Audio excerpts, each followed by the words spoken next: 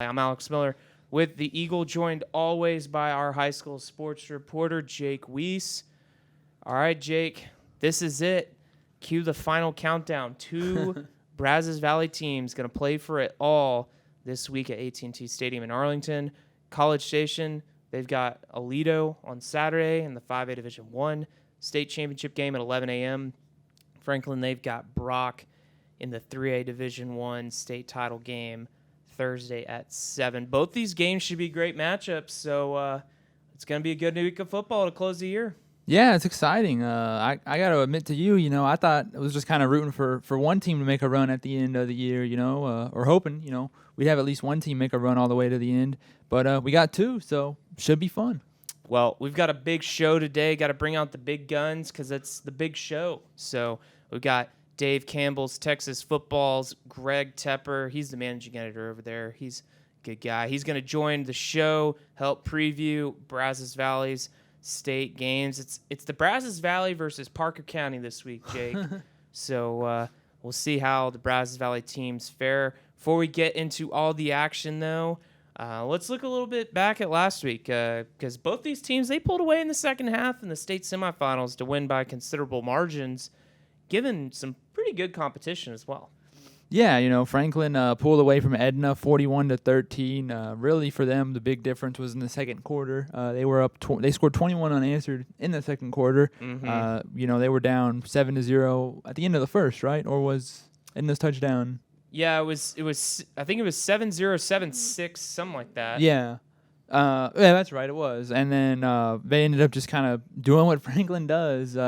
The real big difference, though, this time was that the passing attack was actually the key for Franklin. I wrote about that in my column. I know you touched on that in the game story. Really, it was Court Lowry, the arm of Court Lowry, and not just Court too, but Jaden Jackson. We've seen him what he can do on the ground, but he decided, hey, let me show off the arm a little bit, and he did that. Yeah, ran that little trick play. We'll throw it up here on the screen, but it was kind of a busted play, and then he kind of gets one read, gets two, and then all of a sudden he finds Dean Rampy in the end zone for a touchdown. Rampy's got 2 touchdowns here in the playoffs, touchdown catches. So, it was a great quote after the game. I think Coach Fannin was like, he looked like Tom Brady out there, never run a scramble drill before, third, fourth read. I mean, just pretty remarkable stuff from Franklin because, credit to Edna. They stopped them in their inside run game for a good amount of the game. And then once they got the passing game going, it really helped the running game open back up. And Franklin just had Edna on their heels the entire second half. Yeah, no, I was hoping you would bring up the Tom Brady quote because if you didn't bring it up, I was gonna be like, you look like Tom Brady. No, I'm glad you mentioned that though. So big win for the Lions. They're gonna have another big game against Brock this Thursday. We'll get into that one in a minute. Jake, College Station, they got past Corpus Christi Veterans Memorial 33-7. Aiden Martinez Brown, another big game for the Cougars in route to win. He's been one of the key reasons why the Cougars are headed back to the state title game, and you wrote about him in your column last week. Yeah, for Aiden, he kind of came in late as the starter, and he really even came in late during the summer. We talked to Coach Pryor about that, and you talked to Aiden after the game about that. He got a late start. He had to kind of learn the playbook, so he was kind of, an unknown, but he's kind of turned into their secret weapon. Kind of an unknown, and then I think his first career start was against Georgetown Eastview towards kind of like late October, maybe middle of October. But since then, he's been the lead guy, and just he does what he does. You've seen it, we've seen it, we talked about it. He just plows through defenses. It's pretty impressive to watch. Well, as great as he was, the turning point of that game was a defensive play at the end of the first half when Tony Hamilton got a big pick six to put the Cougars ahead going into halftime. Yeah, I was crunching some numbers a little earlier today, and credit to John Clendenin, our good friend of the show. He mentioned this, I think, and this kind of got me looking into it a little bit. But credit to Tony. I looked this up. He's had a touchdown, at least one touchdown, either on offense or defense, because he plays both ways, in the last 7 weeks. So since the A&M Consolidated game, he's had a touchdown at least in one of those games. And most of those games have been multiple touchdowns. Last week, had his first touchdown on defense. all season, and was a big one because, like you said, I mean, they were down. It was about 40 seconds left. We'll play the clip. It was about 40 seconds left until halftime. Cougars were down 7-6.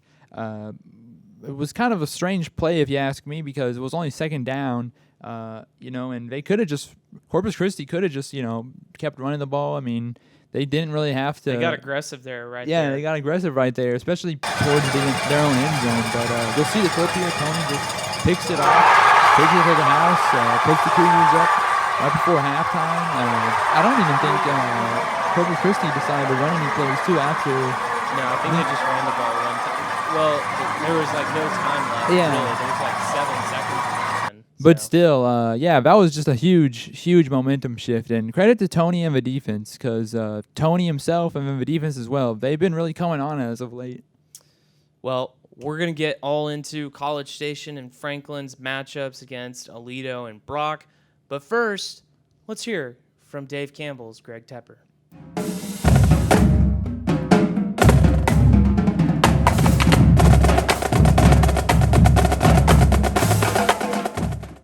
Welcome back to the Brazos Sports Prepscast, everyone. Joined now by Dave Campbell's Texas Football's Greg Tepper, breaking down the state championships for the 2 Brazos Valley schools. Greg, first of all, I know it's a busy week for you too, so thanks for giving us a few minutes of your day. We appreciate it. Yeah, absolutely.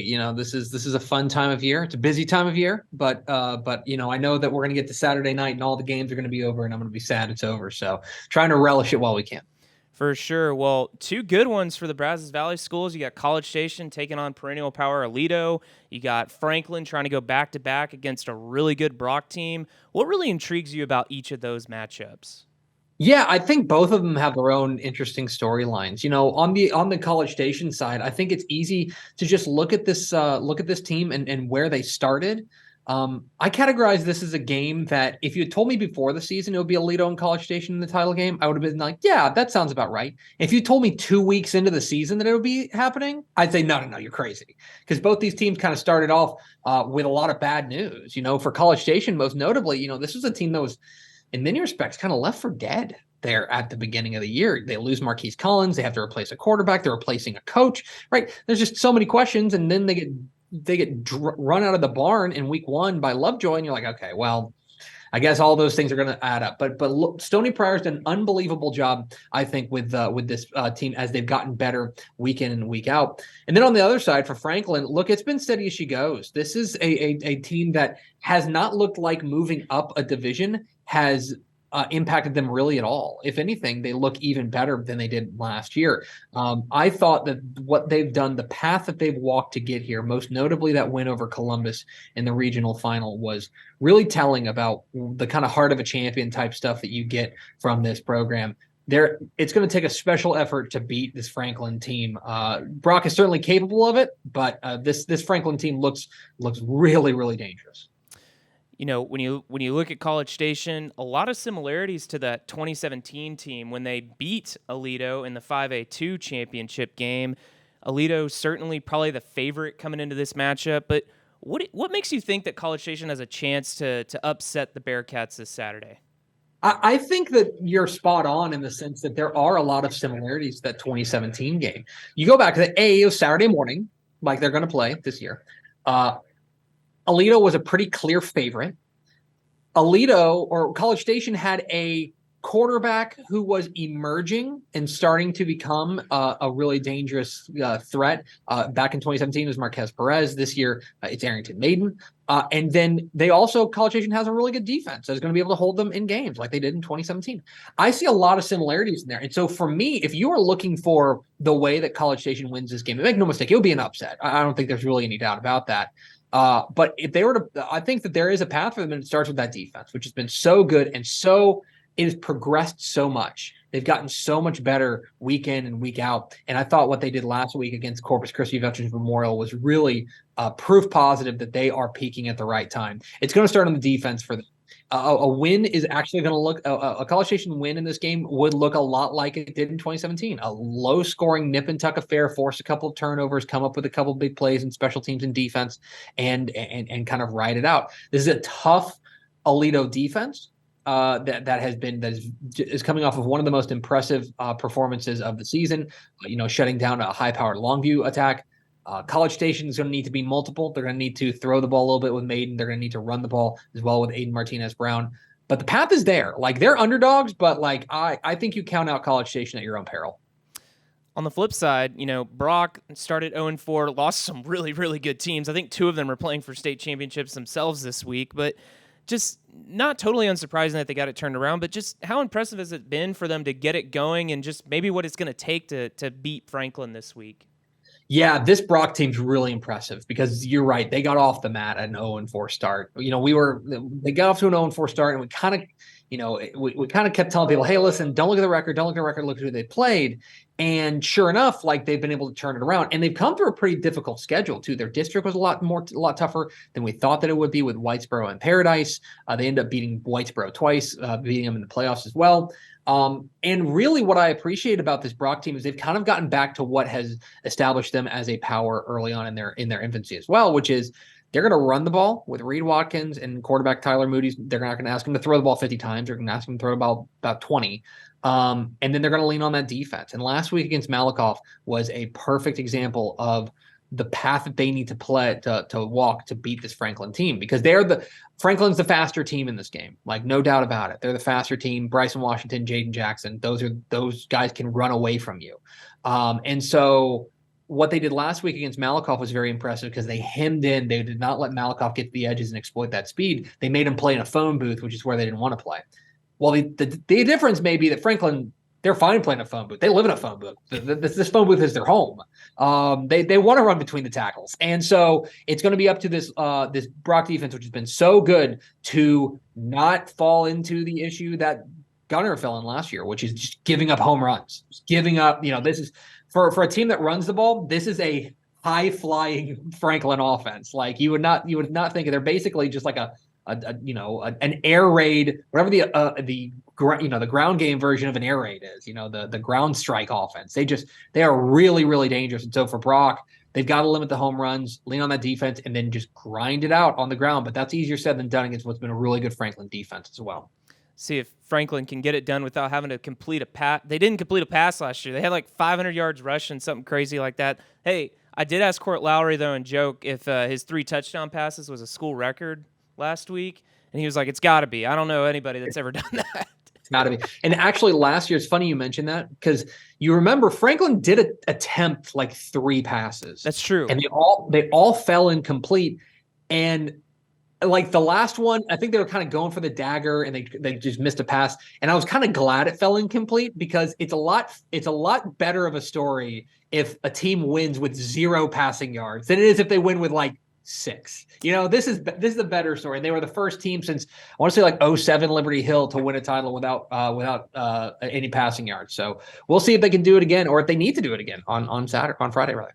Well, both of these programs, College Station, Franklin, they've both made state championship appearances in the last few years. Obviously, both of them were there last year. And, a lot of their fans have likely been to these games. But for those who haven't and have not taken part of the festivities that are up there at AT&T Stadium, why should people come and be a part of it? It's something that, seems to be really special.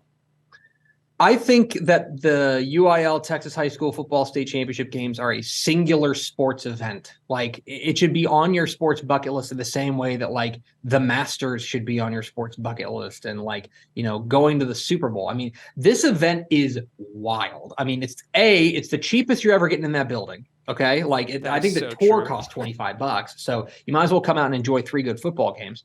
But also just to have, a 250,000 fans pile into a stadium over the course of 4 days.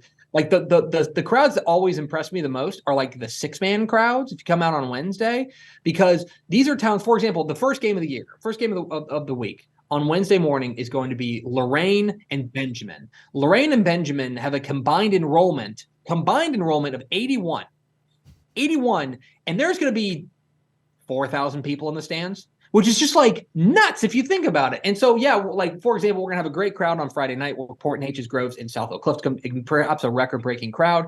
But I think that maybe pound for pound, the small school crowds are even more impressive. I go back to that crowd that we had last year at Franklin and Gunner on that Thursday night, which is a wild crowd.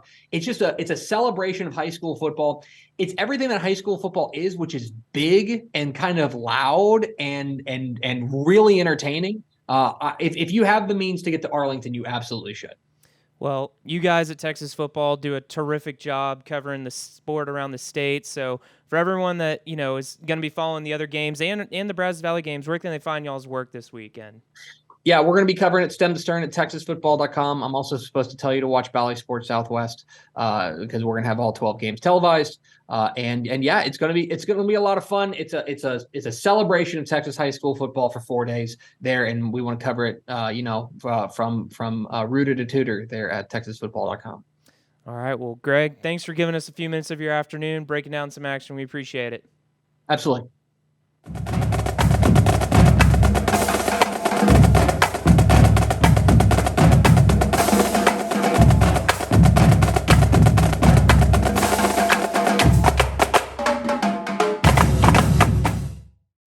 Big thanks to Greg for hopping on the show and giving us a little insight on those games. Jake, first, let's break down College Station versus Aledo. This is a rematch of the 2017 5A Division II title game. College Station won that one. It's the Lone State Championship in a thriller, 20-19. Aledo, 13-2 on the year. They've won 13 straight games since they started 0-2. Hey, those two losses, no slouches either.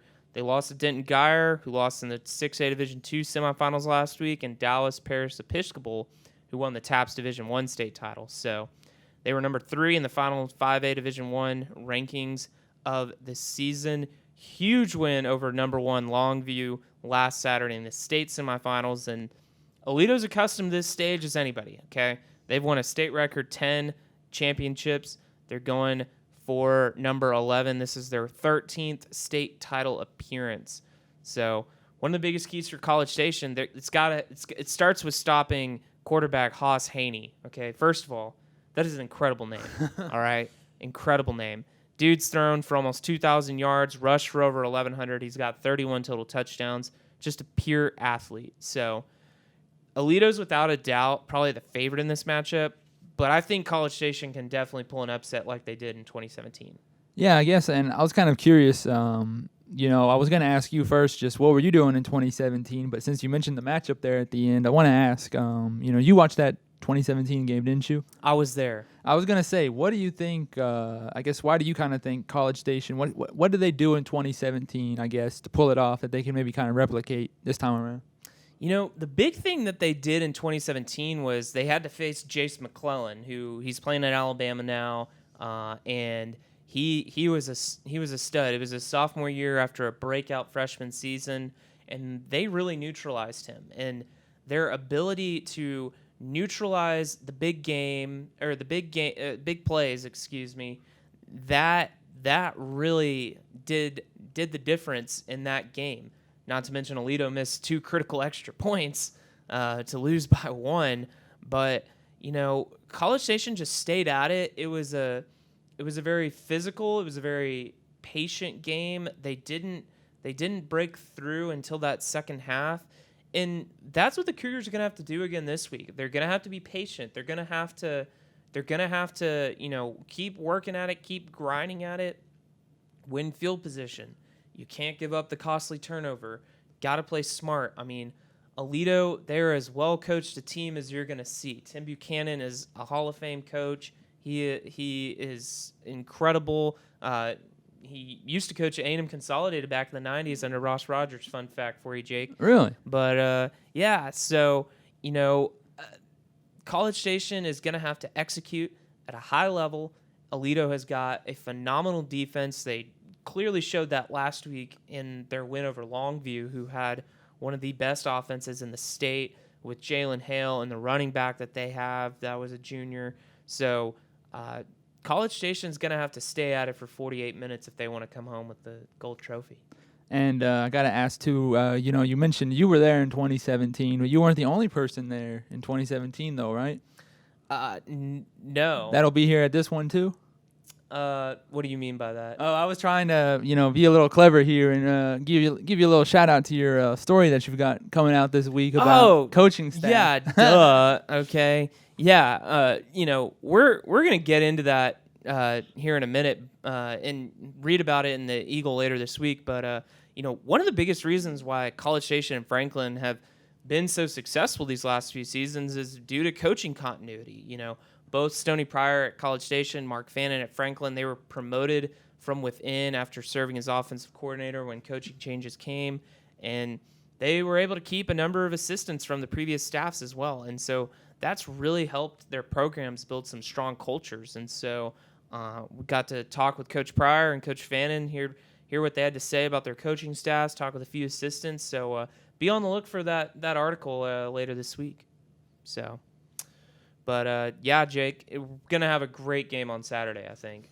Yeah, no, it should be a lot of fun. It's kind of interesting. College Station has been kind of proving people wrong all year, so do they have one more, trick up their sleeve? We'll have to wait and see, I guess. Well, Franklin, they are certainly the team to beat in 3A Division I, rightfully so. They're going to face Brock. This is a really good matchup on Thursday night.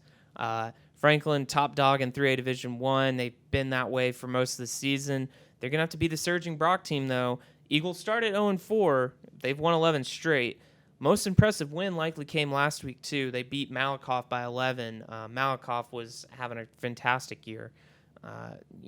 Brock lost by less than 10 to Wimberley, who's playing in the 4A Division II state championship game, and Gunter, who Franklin beat last year in the 3A Division II game. Gunter's back in the 3A Division II state title game this week.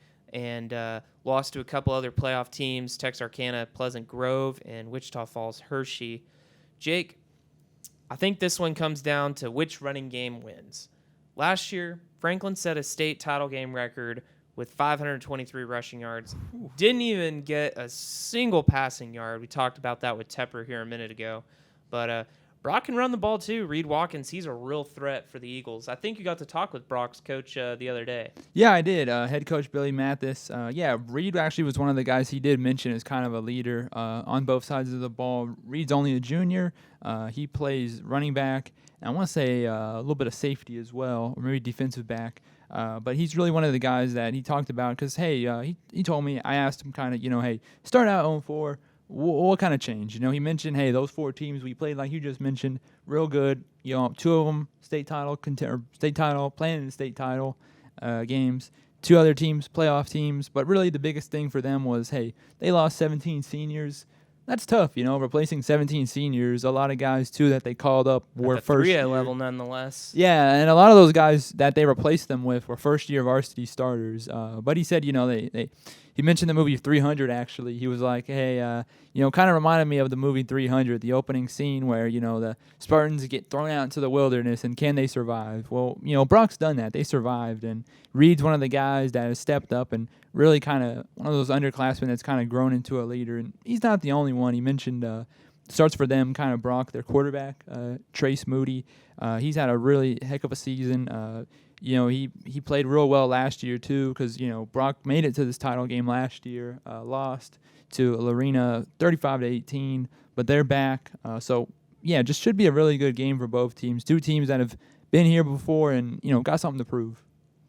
Well, needless to say, I think Franklin's the favorite here, and if the Lions keep playing the way they have, I think this one will end in their favor.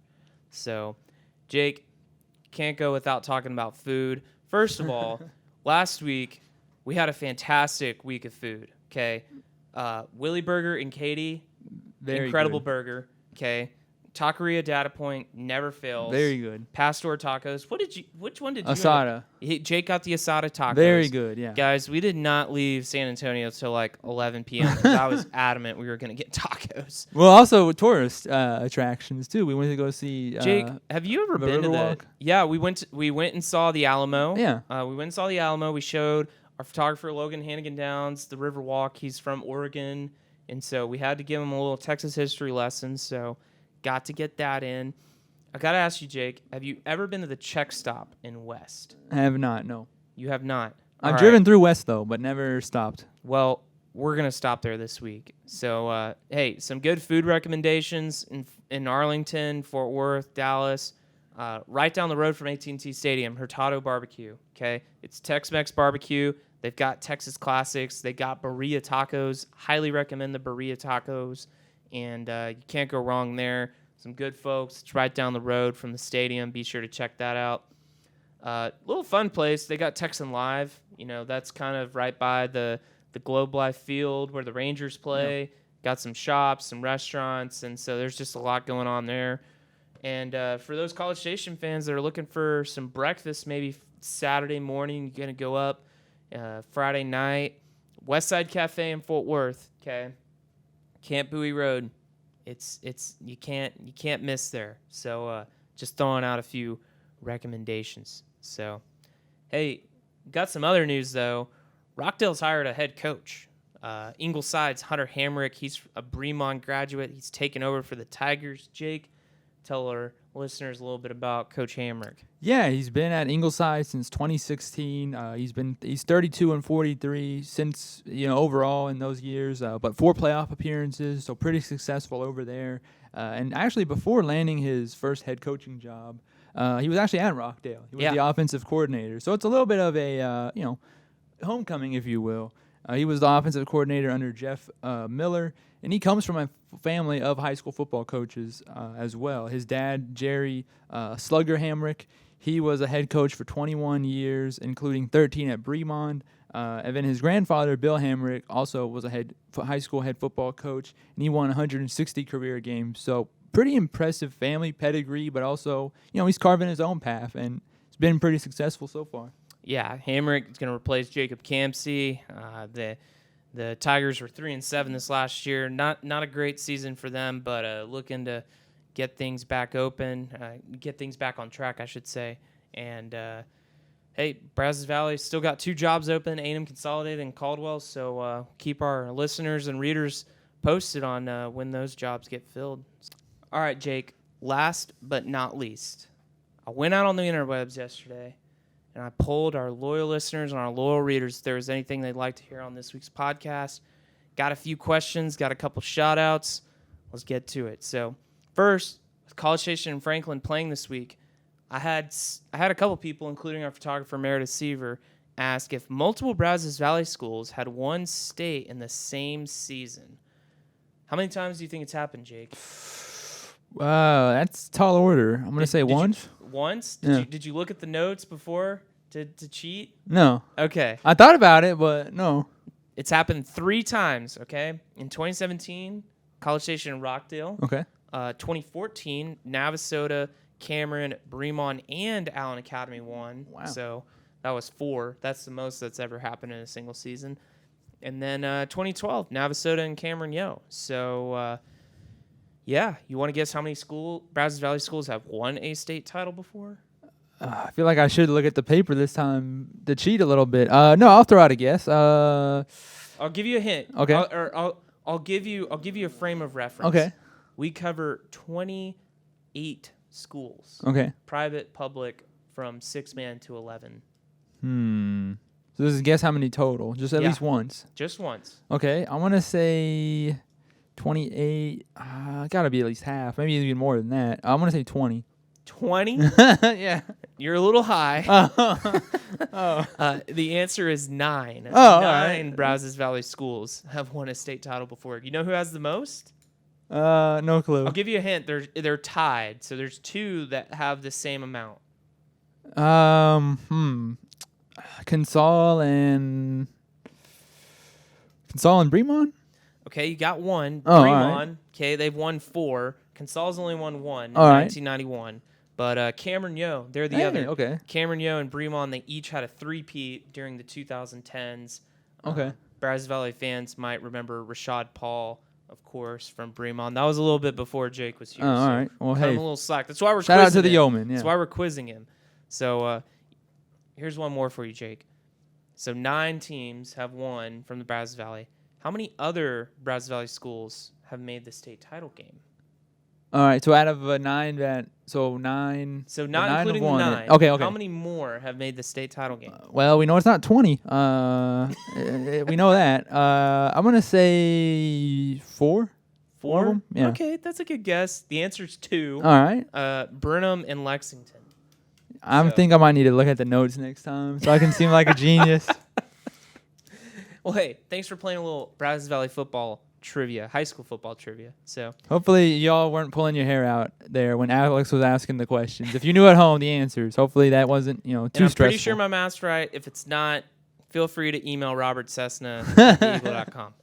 So, College Station offensive lineman Noah Sherman, his mom Heather, she asked us to circle back to the feature story we did on him in early September and ask how many times he's gone hunting this season. I'm going to guess none because the Cougars have been a little busy. That's probably a good call. I've talked to a lot of the players this year. Not a lot of free time for other things. But rightfully so. They've got a big game this week. They're going big game hunting, so maybe not in the deer blind, but going to get one more golden football. So College Station High School's cheer team, they shouted out their squad for the support that their cheer team's given the football team this year. Jake, we talk about all these football teams, but it takes a village to do this sometimes. And for the communities that are involved in games like this, it's a big deal. I mean, Franklin's going to have a big pep rally on Friday. There's going to be thousands of fans that go watch the Lions and the Cougars this week. So, this is a community event beyond just the football team. When you think about cheerleaders, drill team, band, parents, just students, fans. I mean, it's an all-encompassing deal. Yeah, and all season long too. We not just playoffs or state championship games. I mean, the whole season. We see him at home games, away games, neutral site games. You see him everywhere. Yeah. So and those are the people too. Like the cheer team, they're at all the games. Yeah. When it's raining, it's late, it's dark, it's far away. I mean, those people are there. So they're their biggest supporters, and I have a feeling they'll be there on Saturday. So good guess. Liz Chivas, she noted how there's 3 College Station kids on Incarnate Word's FCS semifinal team playing this weekend. Marquez Perez, Jalen Campbell, Reed Francis. Fun fact for you, Jake. Perez and Campbell, they were standouts on the Cougars' 2017 state title team. And as College Station is playing perennial power Aledo, Incarnate Word is facing FCS powerhouse North Dakota State on Friday at 6 o'clock. So that's right. Big game for the Cardinals there this weekend. So. I've got a buddy who's a Montana State fan. I'll give him a quick little shout out. Shout out to my buddy Christian. He's probably hoping that Incarnate Ward can pull off the upset so that his Montana State Grizzlies don't have to play potentially North Dakota State in the final. Montana State. All right. And hey, also fun fact that I don't know if you knew this, but the finals, so 1 week after this one, would be in Frisco. So they'd be getting a little bit of somewhat of a homecoming reunion. Yep, we'll see if Incarnate Word can get to that game. All right, Jake, here's the last one. I hope you did look at this one. It's going to take a little thought. Best game that we've seen this season. Ooh. I've actually, we got to give one. I was going to give 2, but can we do regular season and playoff or no? Yeah, we could do regular season and playoffs. Okay. So for regular season, for me, it's an easy one. Probably going to be your answer too. Got to go A&M Consolidated College Station. The return of the rivalry was just a real fun week and a good game too. I'm going to go a little bit off the wall for my regular season game. I'm going to go Centerville and Mart. Ooh, that was a non-district game at Centerville. Centerville made a really challenging non-district schedule, including Mart, who's playing for the 2A Division II state championship. Beat Burton last week, of course. That Red Dead defense, man, they were really good, but Mart's a force to be reckoned with. So that was just a great game. Centerville came so close to winning. They lost by 1 point, and that was just a great football game. Stands were packed, people were juiced up, and that was just a great football game between 2 small town teams that it was just the epitome of Texas high school football in my opinion. So, all right, Jake, playoff game. I'll let you go first since I went first. No. You Oh, gotta okay. go first. I think I know which one you're gonna pick. Really? Uh-huh. All right, I'm interested then. I'm going to go A&M Consolidated Fulshire. Okay. That one is not really- the one I thought you were gonna pick. Were you thinking College Station, Smithson Valley? That is the one I was gonna Yeah, say you were gonna pick. it was a toss-up between those two. I'm a big fan of offense though, and I think that one was a 50-38 final, so I'm a big points guy. No, that game though, really it was kind of a coin toss there for me between those two. The reason I went with A&M Consolidated Fulshire was just that for me, really that game was just back and forth. A&M Consolidated was at home. It was that rare, second round home playoff game for them. So their fans were hyped up, and they came out. For me, really, what just kind of made that one so much special for me was that the guys just came back and fought back. It didn't result in a win. It's disappointing, obviously, for them. But heck, they were down 19 at halftime, stormed back, had a lead late in the late of the fourth. Just I don't know, real special game for me. It was kind of like wow, it's It was like in the NCAA video games, when you get done and it says like, "Congrats, you just completed," and ESPN Instant Classic. Yeah, like that was like, as soon as the game ended, that just like flashed in my mind, like Instant Classic #1, and then it had all the little ratings, like point system or whatever. I can't pick between the two games that I saw in the region finals between Franklin and Columbus and College Station and Smithson Valley. Those two games, they just had you on the edge of your seat in the whole fourth quarter. And so the way that Franklin was able to drive down the field to win the game and the way that College Station's defense was able to just stonewall Smithson Valley at the end of that one, those, you talk about instant classics, those two were without a doubt instant classics. And, without the ability to withstand those, we're done this week, Jake. Yeah. We're not talking about high school football, except maybe wrapping up the season. So those were big games, and regardless of what happens this week, each of those teams are going to look back at those games as season-defining moments and games of how they'll remember these years. Yeah, no, I agree 100%.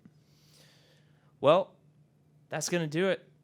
You excited to go up to AT&T Stadium? I am. You've been there before. Have you been there for a football game, though? Yeah, actually, fun fact, the last game, I've covered one game there before, and it was actually the Auburn-Oregon game, 2019. So Bo Nix's very first college football game. And I think Auburn came back and won that game, didn't they? Yep, last second touchdown for Bo. So hopefully, hopefully for your sake, since you were just talking about those two, dramatic finishes, hopefully for your sake, you don't get some gray hairs. There won't be, something crazy won't like that happen again. But who knows? We'll have to wait and see. Well, I think we've got two great matchups in store. We're going to be bringing you all kinds of coverage. Be sure to check thealedo.com throughout the week for our coverage leading up to the state title games. Be sure to follow us on Twitter and at Brazos Sports for all kinds of updates at the state title games. And be sure to like and subscribe to the podcast. This is great road trip material, okay? I'm just going to say it.